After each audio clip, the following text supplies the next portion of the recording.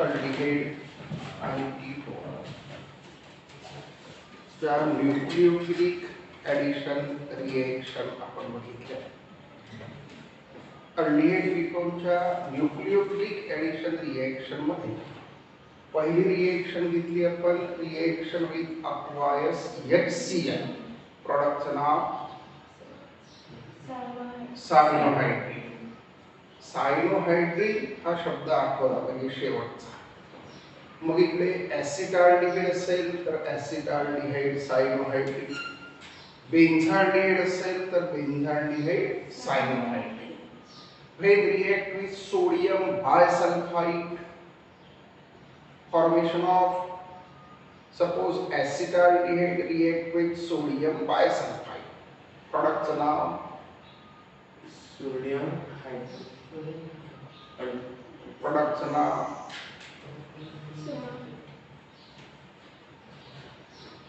acetaldehyde react with sodium bisulfite.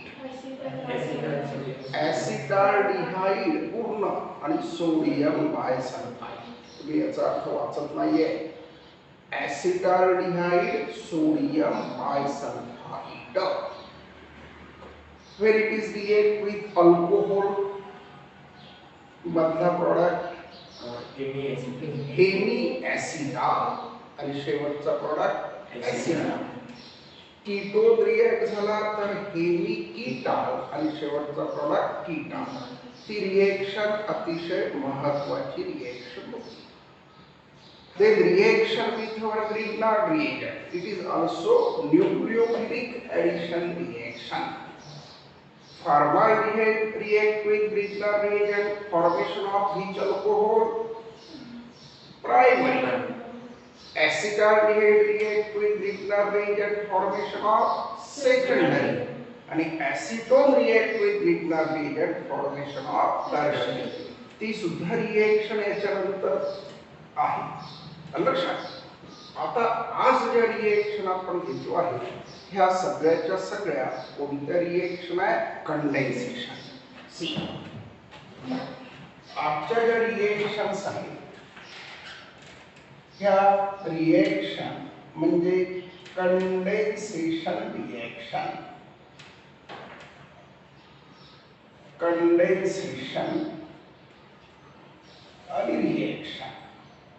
आता ह्या ज्या कंडेन्सेशन रिएक्शन आहेत लक्षात घ्या, ह्या सर्वच्या सर्व रिएक्शनचं टेक्निक सारखं आहे. आपण मला असं वाटतं की 2-4 कंडेन्सेशन रिएक्शन घेतल्या होत्या ज्या वेळेला आपण, आणि मग कंडेन्सेशन रिएक्शन वर ही बॅच थांबली होती, बरोबर.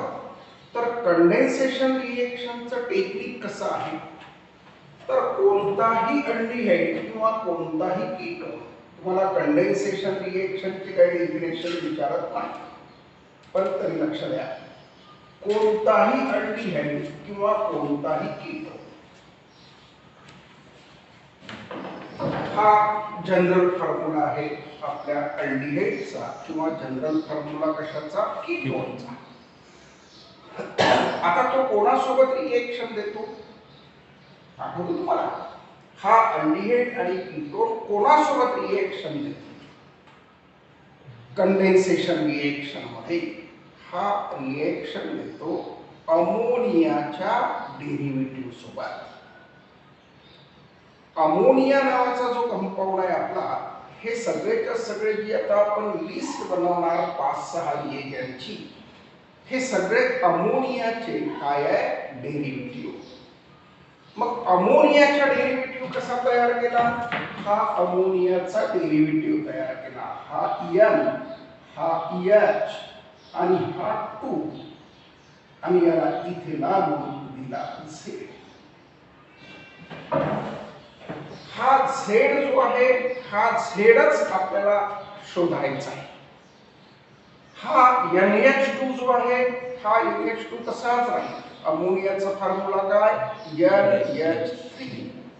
आणि NH3 मधला एक हायड्रोजन त्यांनी रिमूव्ह केला आणि त्या हायड्रोजनच्या ऐवजी काय दिला? Z. एरोवर काय आहे? एरोवर आहे ट्रायंगल. हा एरो, एरोवर ट्रायंगल आणि स्लाइटली ऍसिडिक मीडियम पाहिजे म्हणून H पॉझिटिव्ह. आता काय करायचं तुम्ही हा O आणि हा H2 काढून टाकायचा. फॉर्मेशन ऑफ हा C, हा डबल बॉन्ड O, हा गायब, हा H2 गायब, हा डबल बॉन्ड जसाच्या तसा, हा N आणि इथे आपला हा Z नावाचा रिएजंट लागेल आणि प्लस H2O.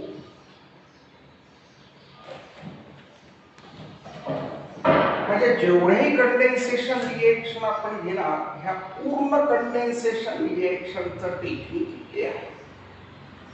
जेवढ्या काही रिएक्शन घेऊ आपण, आज समजा आपण 3 रिएक्शन घेतल्या या कंडेन्सेशन मध्ये, पुन्हा 3 रिएक्शन उद्या घेऊ, पण सर्वच्या सर्व रिएक्शनचं टेक्निक बिलकुल कॉन्स्टंट आहे. म्हणजे तुम्ही तो झेड आयडेंटिफाय केला की त्याच्यावरनं तो प्रॉडक्टचं नाव एवढंच महत्वाचं. आता पहिली रिएक्शन आपली कोणासोबत आहे बघा.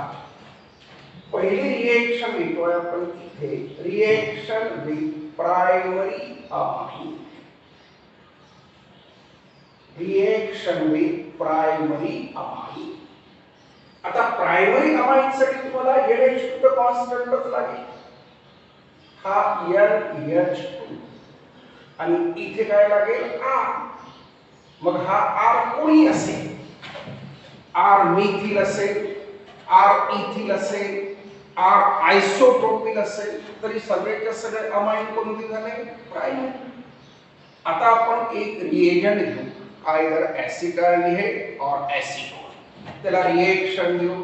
Reaction number 1, reaction with primary amine. आता रिएक्शन देणार. ह्या सर्वच्या सर्व रिएक्शन, जेवढ्या काही रिएक्शन आपल्याला कंडेन्सेशन घ्यायचे आहे, ह्या सर्व रिएक्शन तुमच्या टेक्स्टबुक मध्ये फक्त अर्ध्या पेज मध्ये दिलेली आहे. ना सुटेबल रिएजंट घेतला, ना तुम्हाला त्या प्रॉडक्टचं स्पेसिफिक नेम सांगितलं, जनरल नेम सांगितलं आणि संपलं. पण पेपर मध्ये तुम्हाला स्पेसिफिक विचारता, how acetaldehyde, acetone react with. आता आपण ऍसिटाल्डिहाइड ला रिएक्शन घेऊ. See acetaldehyde, acetaldehyde react with primary amine. कोणताही एखादा primary amine, for example ethyl amine. फक्त त्याला लिहिण्याची पद्धत बघा. NH2 ह्या भागाला आला पाहिजे आणि हा C2H5. हा झाला तुमचा प्रायमरी अमाइन. काय नाव त्याचं, इथिल अमाइन. याचं नाव ऍसिटाल्डिहाइड आहे. दोघांचे नाव माहिती आहे तुम्हाला. रिएक्शन सर्वच्या सर्व वरच्या सारख्याच, ट्रायंगल आणि H पॉझिटिव्ह. आता काय करायचं तुम्हाला, इथला O आणि इथला H2 एवढंच फक्त रिमूव्ह करायचं. Side product H2O. उरलेलं जसंच्या तसंच लिहायचं आहे. हा CH3, हा C, हा H, हा डबल बॉन्ड, हा N आणि C2H5. साइड प्रोडक्ट लिहिला H2. काय तयार झाला प्रोडक्ट. जनरल नाव माहिती आहे का तुम्हाला या प्रोडक्टचं, कारण ही रिएक्शन आपण घेतली होती.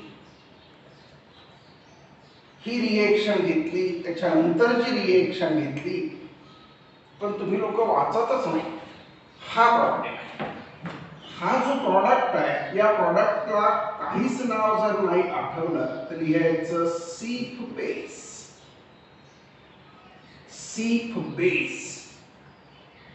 हा सायंटिस्ट आहे सी आणि त्याचा हा बेस आहे. N ethyl. जनरल नाव जर लिहायचं असेल तर N कॅपिटल, हा इथिल आणि तुम्ही लिहू शकता इमाइन. या प्रॉडक्टचं नाव आहे इमाइन. आता ऍक्च्युली याला N ethyl imine of acetaldehyde असं लिहायला पाहिजे, पण जनरल एन इथिल इमाइन किंवा सी बेस तुम्ही लिहू शकता. कोणताही प्रायमरी अमाइन एकाच कंपोनंटशी रिलेटेड 2-2, 3-3 एक्झाम्पल आपण सांगतोय, लक्षात घ्या. समजा हा आहे ऍसिटोन CH3 CH3 आणि हा डबल बॉन्ड O. इथे तुम्हाला अमाइन घेताना प्रायमरीच अमाइन घ्यायचा आहे. आता आपण इथे इथिल अमाइन घेतला. आता मला घ्यायचं समजा आयसोप्रोपिल अमाइन NH2. आता इकडे आयसोप्रोपिल ग्रुप देतो मी CH3 परत CH3 आणि हा H. एरो ट्रायंगल आणि H पॉझिटिव्ह. क्वेश्चन कसा विचारेल, how acetaldehyde react with isopropyl amine. आणि तुम्ही आयसोप्रोपिल ग्रुप जर इकडे काढला आणि NH2 ग्रुप तिकडे काढला तर तुम्हाला 3 तास रिएक्शन येत नाही. NH2 ग्रुप तुम्हाला या भागाला काढलं, रिएक्शन कंडेन्सेशन आहे हे आठवलं तरच रिएक्शन येईल, नाहीतर रिएक्शन येणार नाही. हा O आणि हा H2. कारण रिएक्शन मध्ये काहीही दम नाहीये, लक्षात घ्या. रिएक्शन बिलकुल सेमच आहे. CH3 हा CH3 double bond as it is, double bond त्याला या. आणि इकडे आपला आयसोप्रोपिल ग्रुप, सगळ्या कार्बन नायट्रोजन हायड्रोजन सगळ्यांच्या व्हॅलेन्सी सॅटिस्फाईड आहे. हा H आणि साइड प्रोडक्ट दिला H2O. जनरल नाव त्याचं काय, सी बेस. तुम्ही सी बेस लिहिलं तरी चालेल, नाहीतर N ला कोणता ग्रुप लागला, आयसोप्रोपिल. N आयसोप्रोपिल इमाइन हा फंक्शनल ग्रुप जो आहे तो अमाइन इज कन्वर्टेड इनटू झाला इमाइन. हे नाव आठवले पाहिजे. नावासाठीच तुम्हाला तो अर्धा मार्क देणार, नाही लिहिले व्यवस्थित तुमचे कटणार. आता हाच क्वेश्चन बोर्डच्या क्वेश्चन बँक मध्ये एका कसा दिला होता पहा. Identify the product. Me question लिहितोय आधी. बेन्झाल्डिहाइड नवीन क्वेश्चन लिहितोय. क्वेश्चन कसा विचारला होता की ज्याला प्रॅक्टिस नसेल तो क्वेश्चन सुद्धा समजत नाही. प्लस इथे दिलं होतं ऍनिलीन, बेन्झाल्डिहाइड ऍनिलीन आणि complete the following reaction. Complete the following reaction. आता या क्वेश्चन मध्ये काय आहे, हा आपला अल्डिहाइड. अल्डिहाइड म्हणजे कोणता, बेन्झाल्डिहाइड. रिएक्शन बघा, बेन्झीनची. इथे CHO ग्रुप व्यवस्थित काढणे एवढाच प्रॉब्लेम आहे. CH आणि डबल बॉन्ड O प्लस. आता ऍनिलीन म्हणजे काय, बेन्झीनची रिंग आणि त्याला NH2 म्हणजे पुन्हा आला प्रायमरी अमाइन NH2 आणि ही बेन्झीनची रिंग. हा एरो त्याने दिलेला ट्रायंगल. ट्रायंगल म्हणजे हीट केल्याशिवाय वॉटर निघणार नाही. H2 आणि हा O. प्रोडक्ट कसा तयार झाला, बेन्झीनची रिंग.